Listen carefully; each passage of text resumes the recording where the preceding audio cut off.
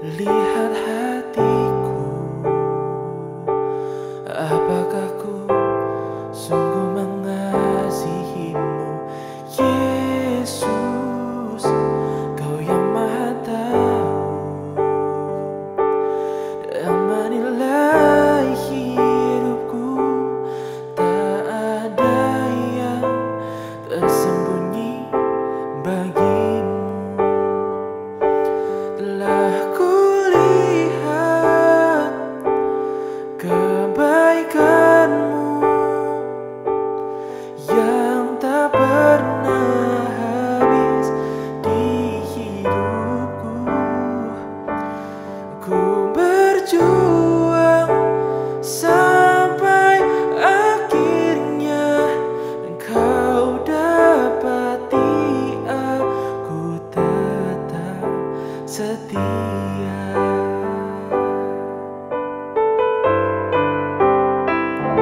Selidiki aku, lihat hatiku, apakah ku sungguh mengasihimu, Yesus, Kau yang Maha Tahu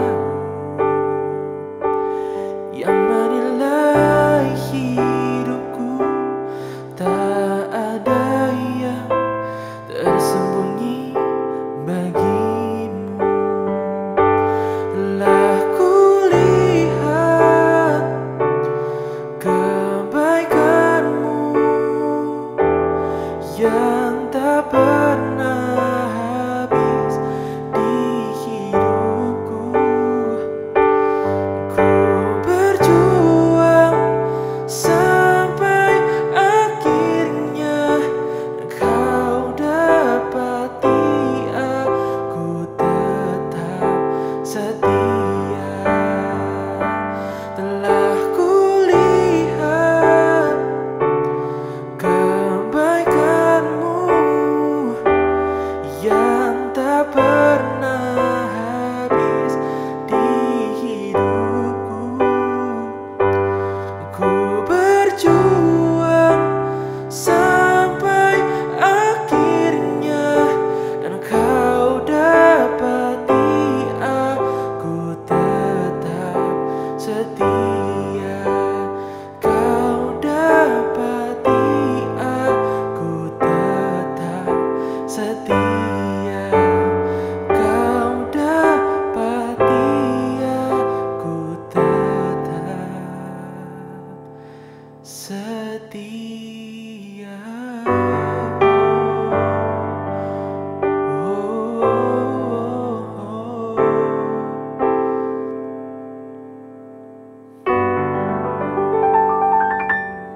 Shalom, haleluya, puji Tuhan, puji Tuhan. Saya bersyukur pada saat ini kita kembali bisa berjumpa lewat ibadah online ini. Dan tak lupa saya selalu menyebut dengan istilah anugerah Tuhan yang selalu bisa mempertemukan kita, amin. Dan sebelum kita menerima kebenaran firman Tuhan dan perjamuan kudus, mari terlebih dahulu kita berdoa. Allah Roh Kudus, ini waktunya kami menerima anugerah berkat firman-Mu dan juga tubuh dan darah Tuhan Yesus lewat perjamuan kudus. Karena anugerah-Mu lah dari awal mengurapi kami, memberi roh hikmat dan pewahyuan, sehingga kebenaran ini akan memberkati kami dan mendasari kami untuk menerima tubuh dan darah Tuhan. Kiranya lewat kehadiran-Mu, urapan-Mu, hikmat-Mu dan pewahyuan-Mu Tuhan, kami diarahkan Tuhan untuk selalu ada dalam rencana dan rancangan Tuhan yang indah. Di dalam dan demi kepentingan-Mu Tuhan Yesus Kristus, kami terima anugerah-Mu dengan hati bersyukur. Haleluya, amin. Puji Tuhan, saudara. Saya berharap saudara tetap bersuka cita apapun situasi hari ini, di mana pandemi masih berlangsung. Tidak tahu berapa lama ke depan kita akan masih dalam situasi yang banyak batasan seperti ini. Karena itu, mari kita tetap menerima kebenaran firman Tuhan yang akan terus membawa kita hidup di dalam rancangan Tuhan yang indah, terutama ya di masa end time, di masa terakhir-terakhir ini sebelum Tuhan datang, kita terus dipersiapkan menjadi pribadi-pribadi yang layak, menjadi pengantin, mempelai perempuan bagi kemuliaan Yesus Kristus yang akan menjemput kita, di mana Dia menjadi mempelai laki-lakinya. Tema kita pada saat ini adalah satu permintaan. Sekali lagi, satu permintaan. Firman Tuhan saya baca di dalam 2 Tawarikh pasal 1 ayat ke-7. Dalam Perjanjian Lama, 2 Tawarikh pasal 1 ayat ke-7. Firman Tuhan berkata demikian.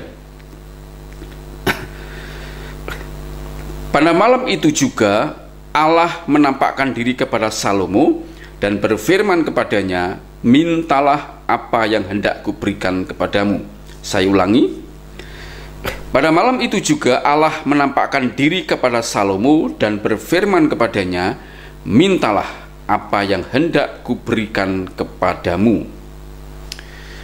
Saudara mengerti bahwa konteks ayat ini adalah ketika Salomo sudah duduk sebagai raja, ya, ia memerintah seluruh Israel, dan dalam kondisi yang luar biasa itu Tuhan masih menjumpai Salomo dalam sebuah mimpi, lalu berkata kepada Salomo, mintalah apa yang hendak kuberikan kepadamu. Pernyataan Allah ini sangat penting, saudara, dan tidak semua orang bisa menjawab dengan benar. Seandainya apa yang dikatakan Allah ini, mintalah apa yang hendak kuberikan kepadamu, itu diberikan kepada saya dan saudara, ya, kira-kira jawaban apa yang bisa kita berikan kepada Tuhan, ya, dalam kejujuran kita, dalam kesulitan kita, dalam kondisi situasi yang terkini dalam hidup kita, ya, pertanyaan itu akan kita jawab seperti apa, saudara? Apalagi ada firman yang berkata di dalam Yohanes pasal 14 ayat 13a berkata demikian, dan apa juga yang kamu minta dalam namaku, aku akan melakukannya. Dalam Perjanjian Baru ada sebuah pernyataan yang disampaikan Tuhan, ya, dan apa yang kamu minta dalam namaku, namanya Tuhan Yesus, aku akan melakukannya. Nah, pernyataan Yesus ini menjadi sebuah jaminan seolah-olah semua apa saja yang kita minta Tuhan pasti memberikan. Ditambah lagi Yohanes pasal 15 ayat 7b berkata demikian, ya, mintalah apa saja yang kamu kehendaki dan kamu akan menerimanya. Ini lebih lagi, ya, ada kata-kata yang bisa dipelintir oleh banyak orang Kristen sehingga salah dimengerti, ya. Ini kata-kata yang luar biasa. Mintalah apa saja yang kamu kehendaki. Jadi kalau sudah ada kata-kata kamu kehendaki, itu artinya seolah-olah kita bebas meminta apa saja sesuai dengan kehendak kita.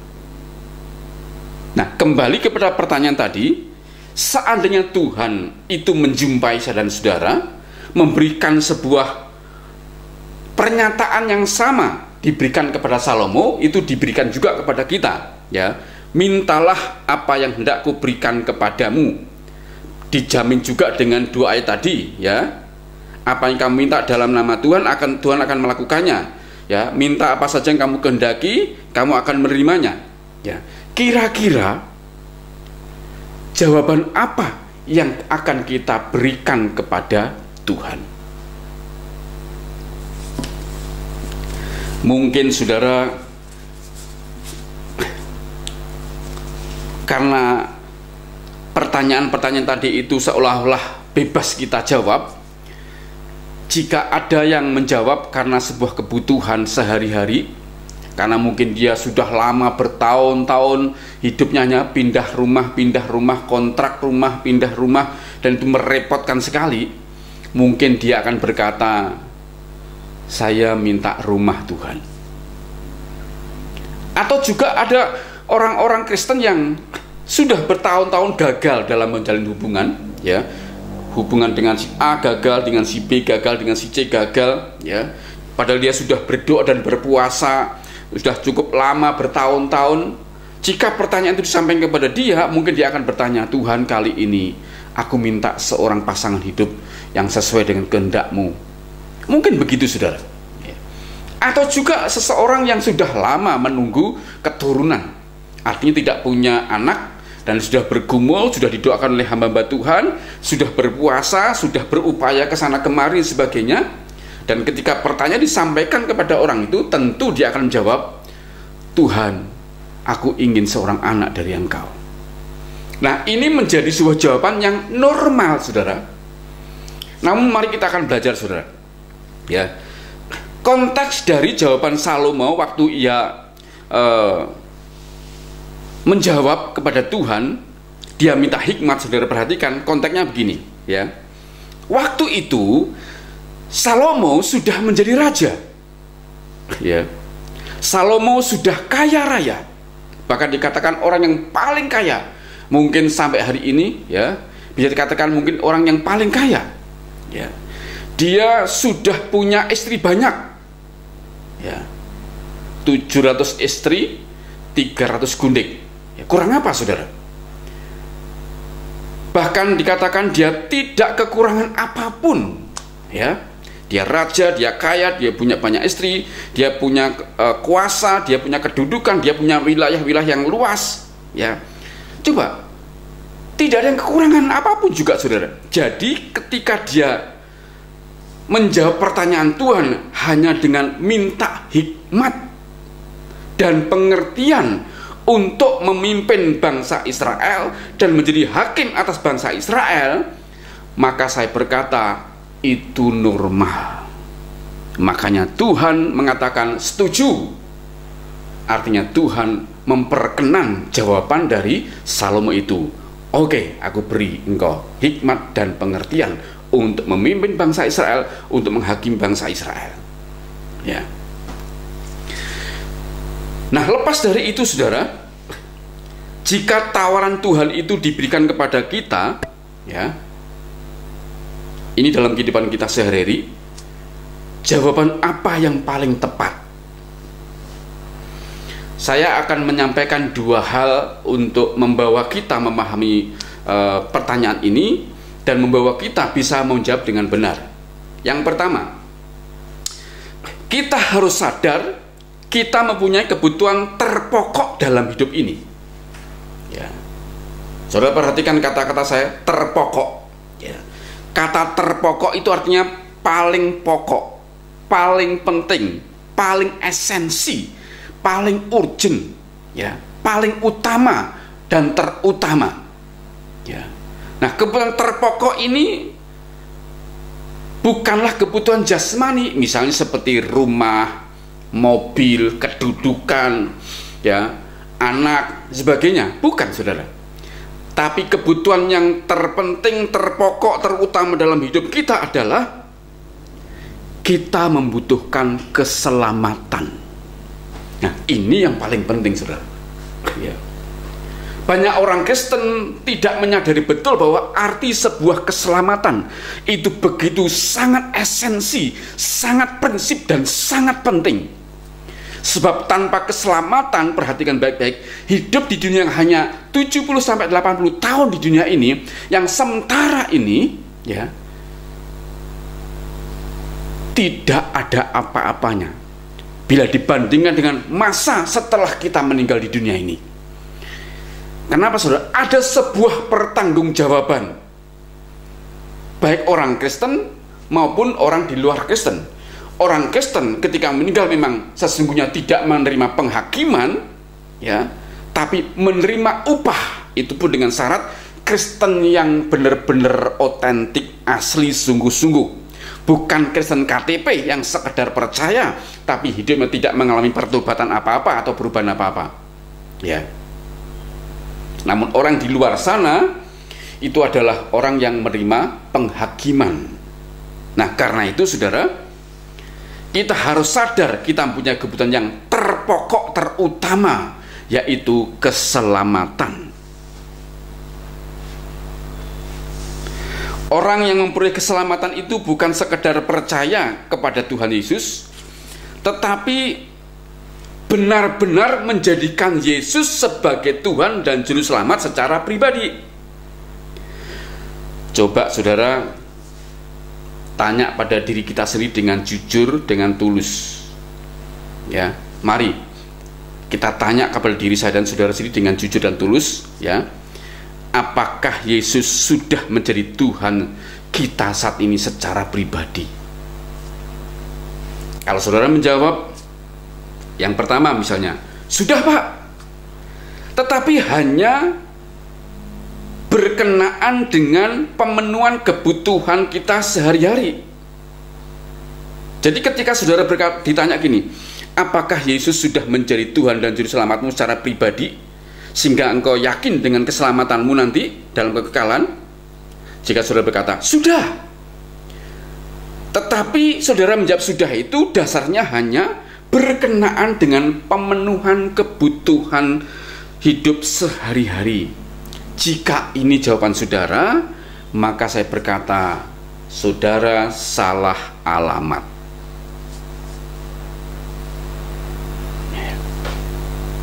Saudara salah alamat. Keselamatan di dalam Yesus itu nilainya sangat mahal. Ketika seorang memutuskan percaya kepada Yesus sebagai Tuhan dan Juru Selamatnya, dia tidak sekedar mempercayai dia sebagai Tuhan satu-satunya, tapi yang terpenting adalah mempercayakan hidup kepada Dia. Untuk mempercayakan hidup kepada Dia itu bukan barang mudah. Ketika manusia jatuh dalam dosa, maka itu akibat free will, kehendak bebas manusia. Nah, kehendak bebas manusia inilah sebagai satu-satunya penghalang, ya, yang menghalangi manusia untuk mempercayakan hidup kepada Tuhan. Kenapa saudara? Karena pada dasarnya setelah manusia jatuh dalam dosa itu, manusia maunya hidup sesuai dengan keinginannya sendiri. Hidup bebas, hidup tanpa aturan, hidup tanpa rule, hidup tanpa undang-undang, hidup tanpa hukumnya Tuhan. Mereka mau bebas berbuat apa saja, ya, tidak ada yang melarang. Begitu ketemu Tuhan Yesus, mempercayai Dia sebagai Tuhan Juru Selamat, ya, maka Tuhan langsung berkata, engkau harus menyangkal diri. Kata menyangkal diri itu mengalahkan segala prinsip ego, kepentingan pribadi, kehendak pribadi di atas segala-galanya dan hanya untuk Tuhan. Yang kedua, engkau harus pikul salib. Makanya tidak mudah bagi orang Kristen yang sungguh-sungguh untuk mempercayakan hidup kepada Tuhan, ya, bergantung kepada keinginan Tuhan, bergantung kepada maunya Tuhan, itu tidaklah mudah. Atau yang kedua, saudara berkata, sudah, aku sudah percaya kepada Yesus sebagai Tuhan Juru Selamat, ya, dengan bukti setiap hari saya bersekutu dengan Tuhan, saya intim dengan Tuhan, saya berdialog dengan Tuhan, saya berbicara dengan Tuhan. Saya yakin, ya, bahwa tanpa Tuhan saya tidak bisa menjalani hidup ini dengan benar. Nah, yang kedua inilah jawaban yang esensi dan penting yang layak harus kita hidupi, saudara. Makanya kalau saudara ditanya apakah Yesus sudah menjadi Tuhan dan Juru Selamat secara pribadi, ya, mari tulus dan jujur mengkoreksi kondisi hidup kita yang terkini hari ini. Sekali lagi, jika kita berkata sudah hanya karena kebutuhan-kebutuhan pokok kita, kita salah alamat.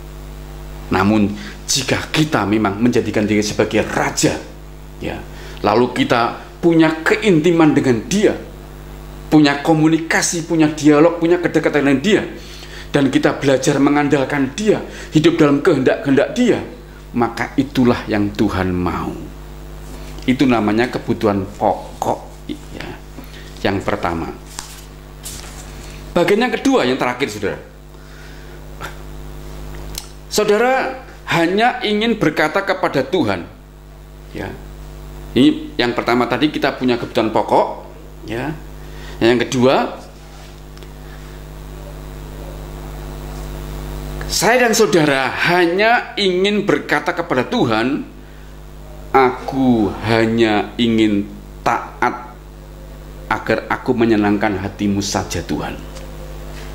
Yang pertama, ya, kalau pertanyaan itu disampaikan kepada kita, maka kita harus menjawab, kita punya kebutuhan pokok yang terpenting, yaitu keselamatan, dengan cara percaya secara pribadi kepada Tuhan dan mempercayai hidup kita kepada Tuhan, ya, dalam kehendak-kehendaknya. Yang kedua, ya, kita bisa berkata kepada Tuhan, aku hanya ingin taat agar aku bisa menyenangkan hatimu Tuhan. Taat agar bisa menyenangkan hatimu Tuhan. Nah, ada sebuah kesaksian, saudara. Kesaksian ini saya berharap saudara bisa menangkapnya, dan nanti saya juga akan sedikit bersaksi, ya. Lewat kesaksian ini saya berharap saudara mendapatkan gambaran, ya. Ada seorang hamba Tuhan, ya, ditemui Tuhan pada jam 3:30 pagi. Artinya Tuhan seperti bangunkan dia dan dia bangun. Lalu ada sebuah dialog dengan Tuhan, dan Tuhan berkata kepada dia begini, ya. Seperti aku menemui Salomo. Ini saya kaitkan dengan Salomo karena memang orang ini dalam kesaksiannya, dalam khotbah-khotbah dia menyaksikan seperti ini, ya. Nah, dalam kesaksian itu Tuhan berkata kepada dia begini, ya.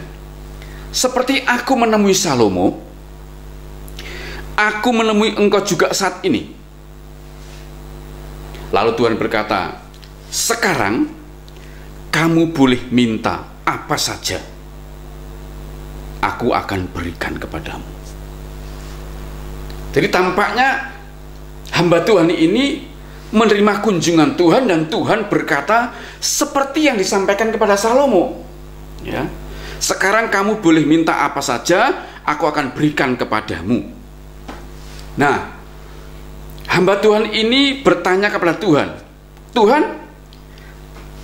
apakah aku boleh minta hal yang rohani, jasmani, atau kedua-duanya? Ya. Jadi tampaknya hamba Tuhan ini merespon pernyataan Tuhan bahwa Tuhan akan berikan apa saja yang akan dimintanya. Maka kembali hamba Tuhan bertanya, apakah aku boleh minta hal yang rohani atau jasmani atau kedua-duanya? Lalu dalam cerita itu Tuhan menjawab gini, apa saja rohani dan jasmani. Hamba Tuhan itu akhirnya menulis semua permintaannya, ya.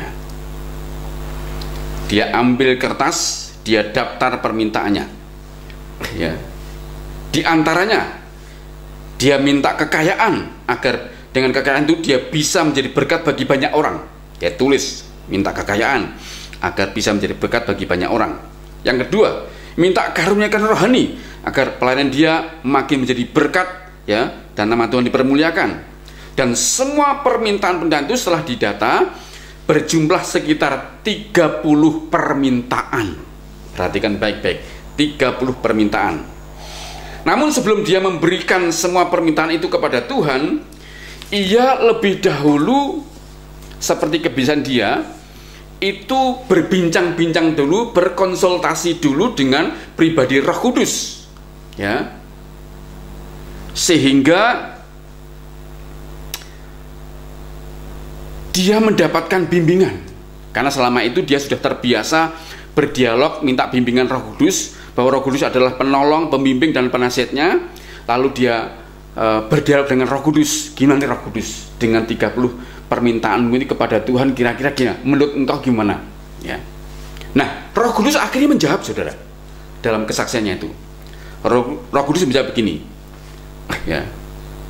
Dan jawaban Roh Kudus itu seperti pertanyaan-pertanyaan, ya. Siapa yang memanggil kamu? Hamba Tuhan itu diberi pertanyaan oleh Roh Kudus gini, siapa yang memanggil kamu? Hamba Tuhan itu berhenti sebentar lalu berkata, Yang manggil aku Tuhan. Oke. Siapa yang menetapkan kamu? Tuhan juga. Siapa yang memampukan kamu? Tuhan. Ya. Terus ditanya dengan kata siapa, bahkan semuanya itu berasal dari Tuhan, ya. Tuhan itu bagi hamba Tuhan itu adalah ibarat ayah dan dia adalah anaknya.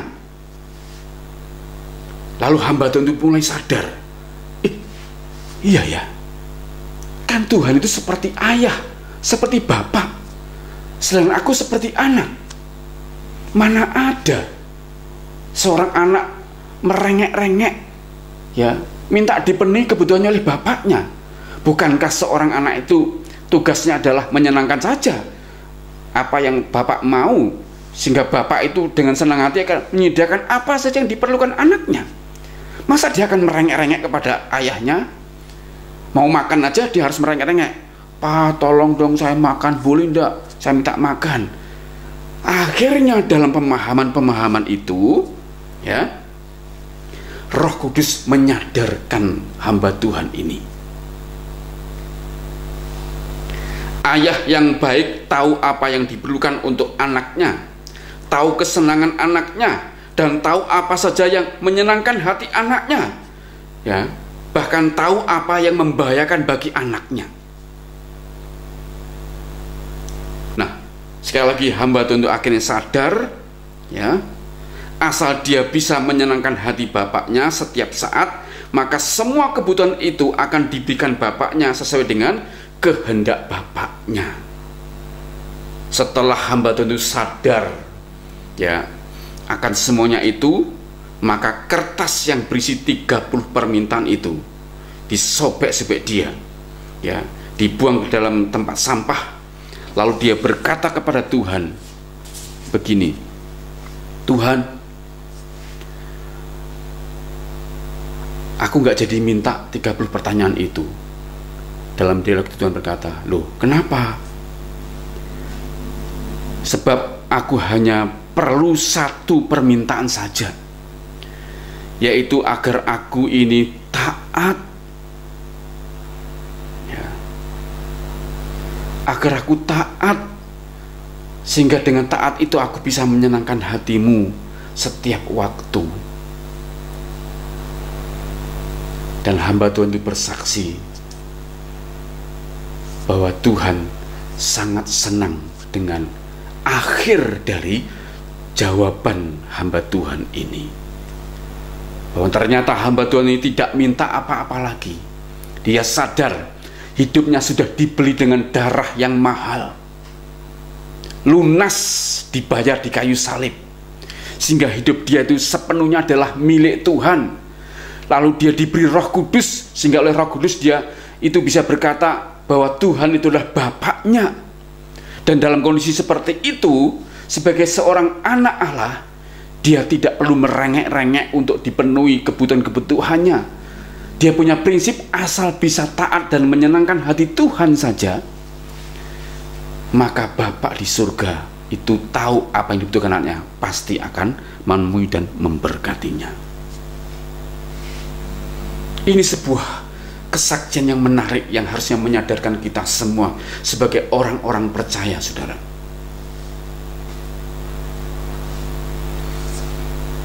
Dan saya sedikit bersaksi untuk menambah kesaksian ini, saudara. Dalam kehausan saya pribadi, setelah saya bertemu dengan Tuhan, dalam arti saya dipanggil Tuhan, bertobat, menerima Tuhan sebagai Tuhan dan Juru Selamat, maka saya tidak hanya haus firman Tuhan saja setiap hari, namun juga saya punya sebuah kerinduan yang besar. Saya haus ingin bertemu dengan pribadi Tuhan, dan itu memakan waktu tidak hanya sebulan 2 bulan, tapi bertahun-tahun. Bertahun-tahun. Seingat saya, itu pada tahun ke-6 saya mengikut Tuhan. Saya berjuang habis-habisan tiap hari untuk bisa bertemu dengan Tuhan, sampai suatu hari di sebuah kamar kecil di Jakarta, di sebuah gereja, Disitulah ketika saya biasa bangun pagi jam 3, Tuhan memberikan anugerah. Sekali lagi anugerah. Dia berkenan menemui dan dia mengatakan 3 perkataan, yaitu aku hidup, aku ada, aku bergerak. Dan ketika saya cocokkan kata-kata itu, ternyata ada dalam 1 ayat ya di Kisah Rasul.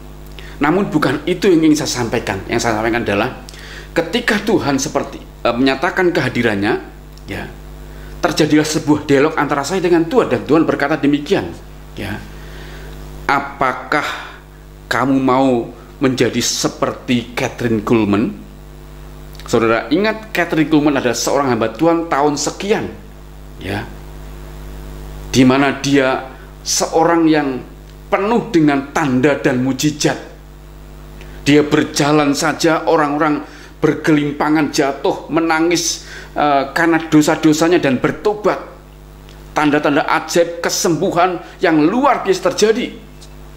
Ya, Tuhan berkata, apakah kamu mau menjadi seperti Kathryn Kuhlman?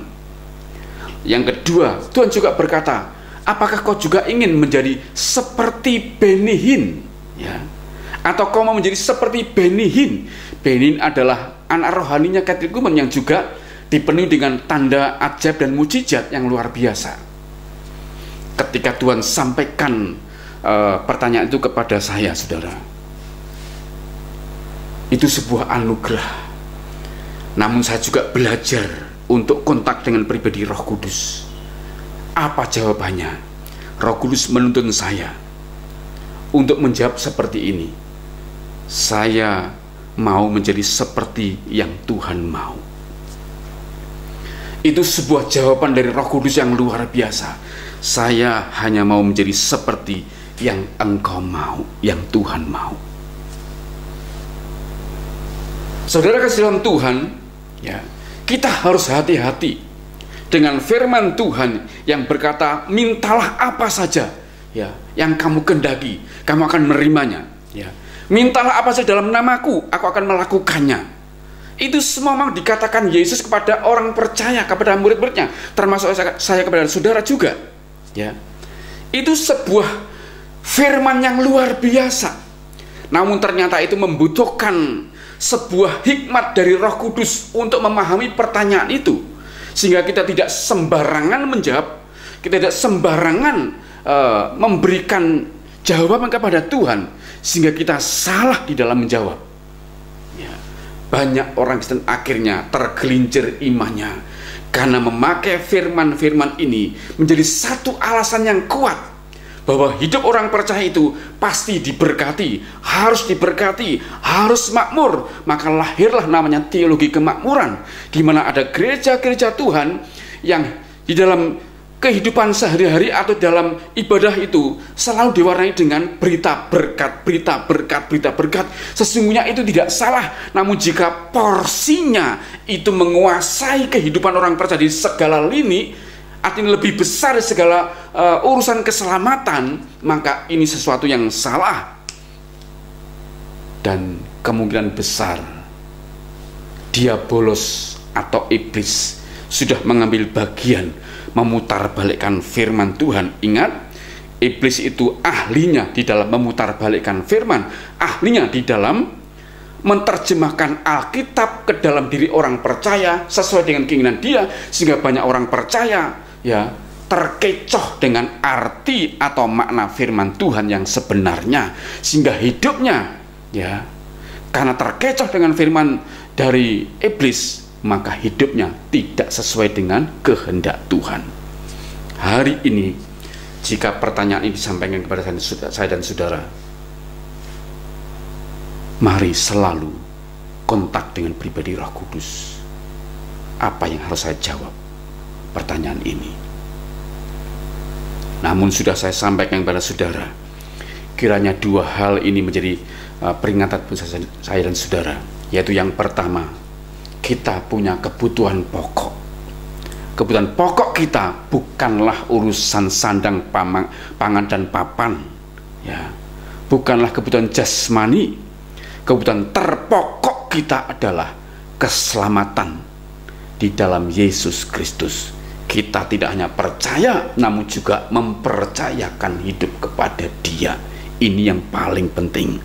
Yang kedua, kita juga harus menjawab, berilah aku hati yang taat. Hati yang taat hanya untuk menyenangkan hati Bapa di surga. Dua hal ini yang terpenting, saudara. Makanya dalam perjamuan kudus ini kita harus sadar, hidup kita sudah lunas dibeli dan dibayar Tuhan di kayu salib. Kita tidak memiliki hidup kita lagi. Hidup kita seluruhnya adalah milik Tuhan.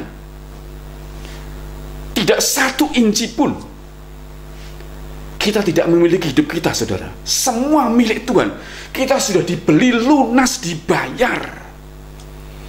Ketika kita beli ke toko, ya, kita beli gula 1 kilo, kita membayar dengan harga 15.000, gula itu pindah ke tangan kita, maka gula itu sama sekali tidak menjadi milik pemilik toko itu, tapi sudah menjadi milik saya. Karena apa? Sudah lunas saya bayar 15.000. Hidup kita seperti itu. Ketika Yesus mati di kayu salib, Dia menebus dosa kita dengan harga yang lunas dibayar, maka hidup kita harusnya sadar 100% dan tidak satu titik pun kita memilikinya. Hidup kita seluruhnya adalah milik Tuhan. Makanya ketika kita ditanya, apa yang kamu minta, kita harus bisa menjawab dengan benar. Kita memerlukan keselamatan di dalam Yesus Kristus sebagai kebutuhan terpokok kita. Itu yang terpenting. Dan yang kedua, minta hati yang taat agar kita bisa menyenangkan hati Bapa. Kiranya dengan firman ini membuat saya dan saudara sadar tugas kita adalah mempersembahkan hidup yang berkenan kepada Tuhan dalam bimbingan Roh Kudus, sehingga waktu-waktu, tahun-tahun yang Tuhan percayakan kepada kita itu tidak berlalu dengan sia-sia, tapi menjadi sangat berguna, bermanfaat, tidak hanya bagi Tuhan, tapi bagi kerajaan Tuhan, bagi banyak orang, untuk dibawa juga akhirnya menerima kebutuhan pokok, yaitu keselamatan di dalam Yesus Kristus. Amin untuk firman Tuhan. Mari kita berdoa untuk menerima tubuh dan darah Tuhan. Bapa, terima kasih untuk kebenaran firman-Mu.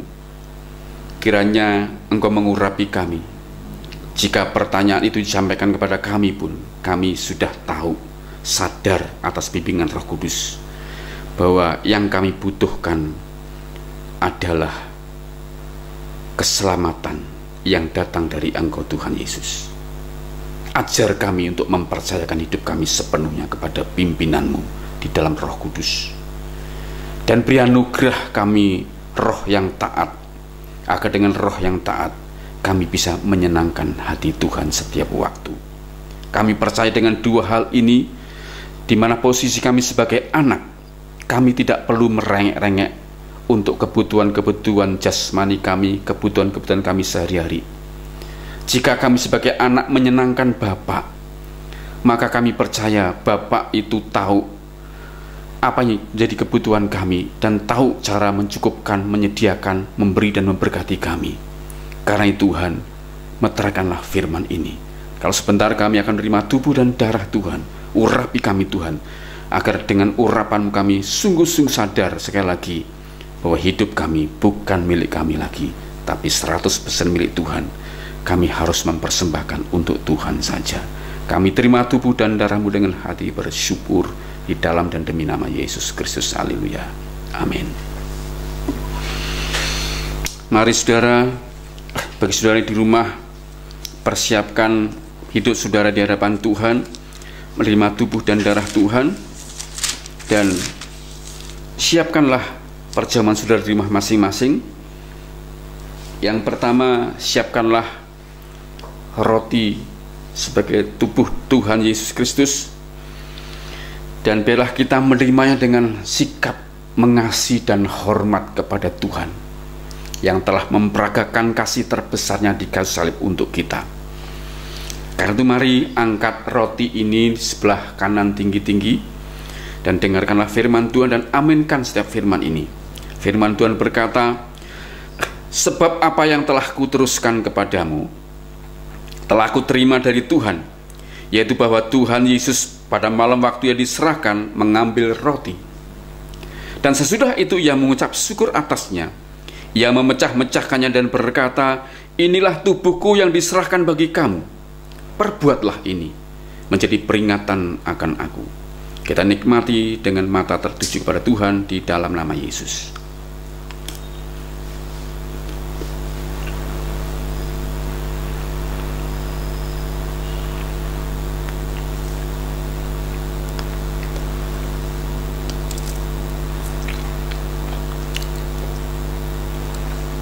Mari saudara, angkat cawan saudara sebelah kanan tinggi-tinggi, dan inilah firman Tuhan. Demikian juga Yesus mengambil cawan sesudah makan lalu berkata, cawan ini adalah perjanjian baru yang dimeteraikan oleh darahku. Perbuatlah ini setiap kali kamu meminumnya menjadi peringatan akan aku. Mari kita minum dengan mata tertuju kepada Yesus Kristus di dalam nama Yesus.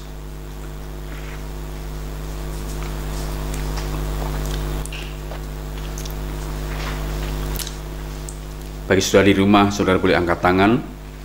Mari berdoa. Terima kasih Tuhan untuk hari yang indah ini. Kami sudah diberkati dengan firman-Mu. Kami sudah diberkati dengan perjamuan ini. Biar itu semua terus membawa hidup kami semakin mengerti kehendak Tuhan. Apalagi situasi akhir-akhir ini Tuhan, di mana kami dibawa dalam tanda-tanda kedatangan-Mu yang sudah sangat dekat. Mari ajar kami untuk menghargai waktu-waktu yang Tuhan beri, agar hidup kami ini tidak berlalu hanya mengikuti siklus hidup. Kami bangun pagi, bekerja, tidur, dan seterusnya begitu Tuhan.